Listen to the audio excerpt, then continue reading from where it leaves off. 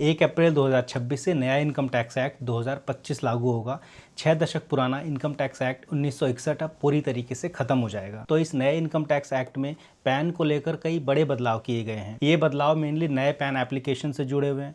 इसके अलावा daily transactions और खरीदारी के दौरान पैन कार्ड की डिटेल देने की लिमिट्स को भी बढ़ाकर काफ़ी राहत दी गई है। 31 मार्च 2026 तक आप सिर्फ अपने आधार के बेसिस पर ई पैन या नया पैन कार्ड बनवा सकते थे और आधार ही आपका आइडेंटिटी प्रूफ, एड्रेस प्रूफ और डेट ऑफ बर्थ प्रूफ होता था। लेकिन 1 अप्रैल 2026 से पैन कार्ड बनवाने के लिए सिर्फ आधार ही काफ़ी नहीं होगा। मतलब आधार अभी भी आइडेंटिटी प्रूफ और एड्रेस प्रूफ रहेगा, लेकिन डेट ऑफ बर्थ प्रूफ के लिए अलग डॉक्यूमेंट्स जैसे birth certificate, 10th certificate, passport, voter ID या ड्राइविंग लाइसेंस देना कंपलसरी होगा। 1 अप्रैल 2026 से नया पैन कार्ड बनवाते समय आपके आधार कार्ड और सपोर्टिंग डॉक्यूमेंट्स में जो नाम है, आपके पैन कार्ड में भी सेम वही नाम होना चाहिए। पुराने पैन एप्लीकेशन फॉर्म अब बंद हो जाएंगे।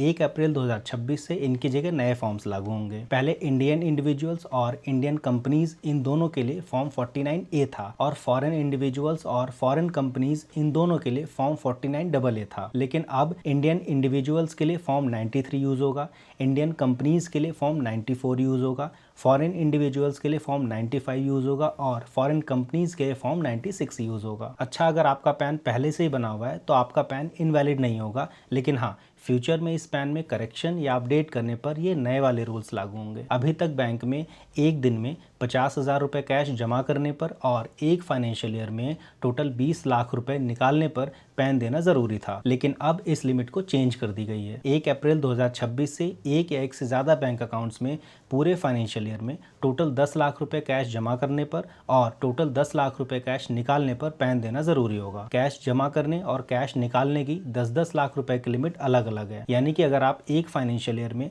10 लाख रुपए से कम कैश जमा करते हैं और 10 लाख रुपए से कम कैश निकालते हैं तो पैन की ज़रूरत नहीं होगी। अभी तक टू व्हीलर को छोड़कर हर गाड़ी खरीदने पर पैन देना ज़रूरी था, गाड़ी चाहे जितने अमाउंट की हो। लेकिन अब 1 अप्रैल 2026 से सिर्फ 5 लाख रुपए से महंगी गाड़ी खरीदने पर ही पैन देना कंपलसरी होगा, जिसमें अब टू व्हीलर भी शामिल है। अभी तक होटल, रेस्टोरेंट और बैंकेट हॉल का बिल अगर 50,000 रुपए से ज़्यादा होता था तो पैन देना कंपलसरी होता था, लेकिन 1 अप्रैल 2026 से अगर ये बिल 1 लाख रुपए से ज़्यादा होता है तभी पैन देना होगा। अभी तक ज़मीन या घर खरीदने और बेचने के मामले में पैन कार्ड देने की लिमिट 10 लाख रुपए की थी, लेकिन अब 1 अप्रैल 2026 से इसे बढ़ाकर 20 लाख रुपए कर दी गई है। अभी तक इंश्योरेंस कंपनी के सिर्फ 50,000 रुपए से ज़्यादा के प्रीमियम पर ही पैन लगता था, लेकिन अब 1 अप्रैल 2026 से किसी भी इंश्योरेंस कंपनी के साथ कोई भी अकाउंट शुरू करने पर पैन देना कंपलसरी है।